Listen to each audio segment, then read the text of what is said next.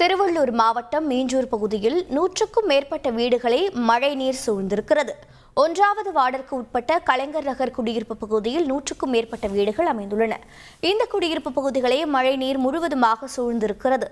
இடுப்பளவு தேங்கியுள்ள தண்ணீரில் வெளியே வர முடியாமல் பெரும்பாலான மக்கள் வீடுகளுக்குள்ளும் மாடிகளிலும் தஞ்சமடைந்துள்ளனர். தண்ணீர் முழுவதுமாக சூழ்ந்துள்ளதால் பாம்பு உள்ளிட்ட விஷ ஜந்துக்களின் அச்சுறுத்தல் இருப்பதாக அப்பகுதி மக்கள் தெரிவிக்கின்றனர்.